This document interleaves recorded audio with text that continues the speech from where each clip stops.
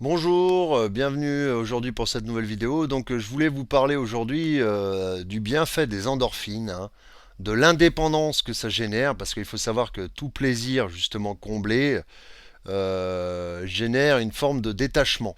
Voilà, un détachement quand on est rassasié, quand on est dans un bien-être, on n'est pas dans la dépendance, hein. C'est vrai que le fait de manger quelque chose, de fumer une cigarette, de provoquer un apport extérieur ou intérieur, hein, généré par l'intérieur du corps, de plaisir, justement, provoque un détachement. C'est-à-dire qu'on est rompu, voilà, repu, pardon, voilà, le mot c'est ça, repu.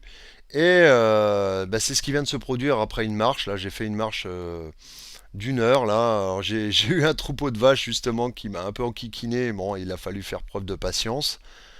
Et donc ça m'a ralenti un peu dans mon rythme, mais le plaisir en est là, le plaisir gratifiant. Alors, il faut savoir que les endorphines justement sont similaires aux opiacés.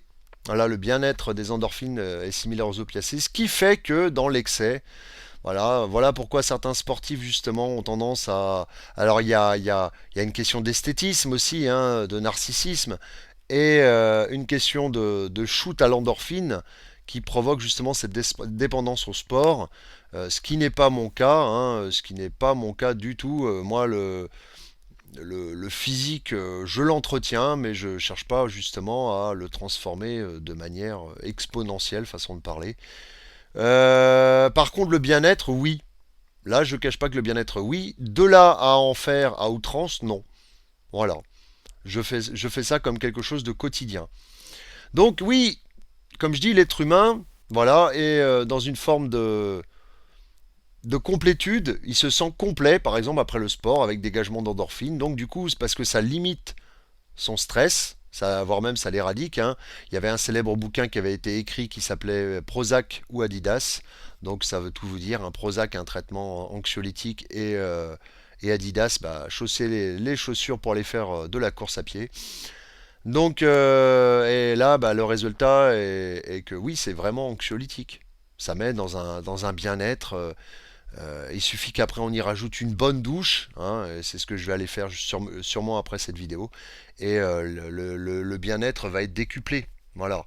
Alors là, oui, les endorphines génèrent par exemple une perte d'appétit, c'est curieux, mais oui, le fait de se sentir complet, finalement, on a moins faim, on va moins se tourner vers les aliments, ce qui va participer à un bon état de santé aussi, hein. Donc le fait d'avoir une activité, une dépense physique, plus le fait d'avoir un apport plus faible, à avoir envie d'apporter plus faiblement de la nourriture à son corps, fait que voilà, on arrive à une certaine forme d'équilibre. Analgésique, anxiolytique, voilà, antidouleur le sport, hein, et les endorphines sont antidouleurs.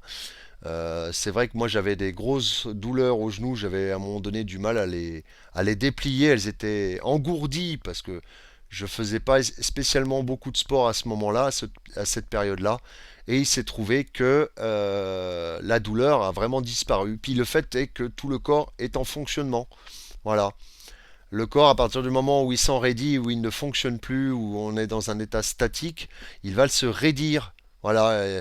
Les étirements aussi provoquent des endorphines le matin. Voilà. Et, faire des étirements le matin au réveil, des bons étirements, surtout la colonne vertébrale, hein, essayer de s'étirer la colonne vertébrale donne un bien-être et crée des endorphines, par exemple.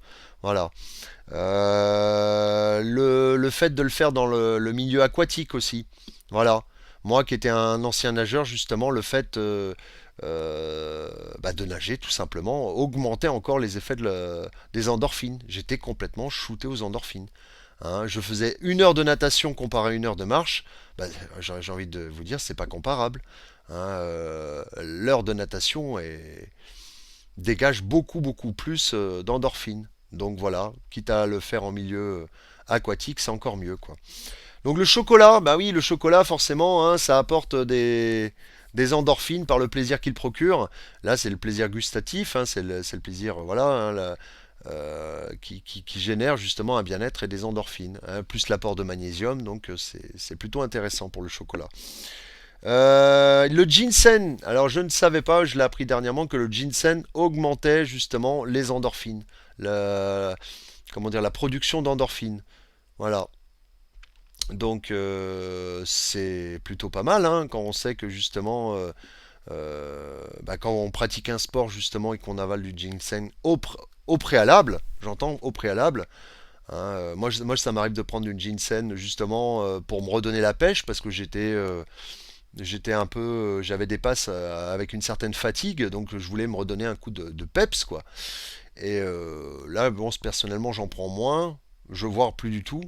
Mais voilà, plus dans les périodes hivernales, hein. C'est vrai que le ginseng, au passage, hein, petite parenthèse, est assez efficace justement pour tenir l'hiver. Donc rire, voilà, rire dégage aussi des endorphines. Voilà. Donc là, le rire, même naturel ou non naturel, hein. Il y a même des écoles de rire justement qui font que bah, nous apprendre à rire, même quitte à se forcer à rire, le cerveau ne fait pas la différence, paraîtrait-il, et justement dégage un certain nombre d'endorphines. Alors le mieux c'est la crise de fou rire, hein. J'en ai eu une il n'y a pas si longtemps que ça, et c'est vrai que l'état de bien-être, ah ça fait les abdos aussi au passage, hein, mais l'état de bien-être est là.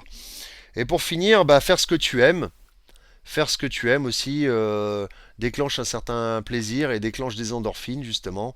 Donc une passion, quelqu'un qui a une passion, hein, qui jubile un peu de pratiquer cette passion. Moi, c'est ce qui se passait à l'époque dans les jeux vidéo justement.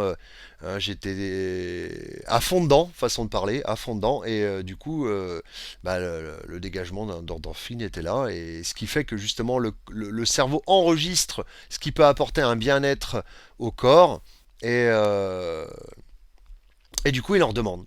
Voilà, tout simplement. Hein, la marche, il faut savoir que par exemple la marche est quand même le générateur, enfin le sport du moins qui est le générateur d'endorphine le plus intéressant.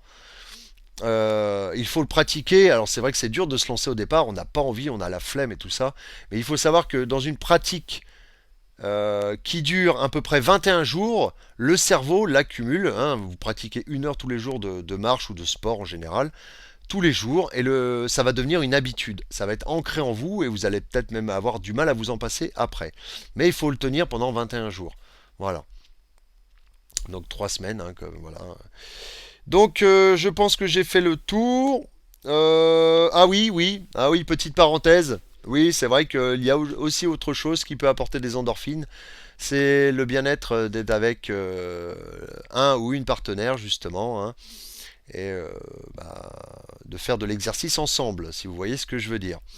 Voilà, je vous remercie pour cette petite vidéo et je vous dis à bientôt pour une prochaine vidéo. Au revoir.